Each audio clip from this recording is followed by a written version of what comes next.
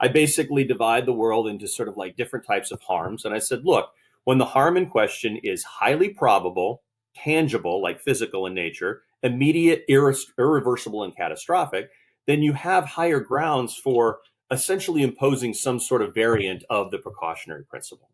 But what we need to do is have sort of a strict cost benefit analysis of that and have a definition of harm that makes sense. Right. And those qualifiers that I laid out there, obviously there's ambiguity in all of them. But when you're talking about, yeah, a machine gun on top of a robot dog that's maybe unleashed by a school, I think you can come up with some arguments for why you need to have some constraints on that. And likewise, I'm not necessarily opposed to certain licensing policies for food and drugs or for aviation. But we also have to understand they have costs and consequences, right? We can go too far with these forms of precaution, and we have.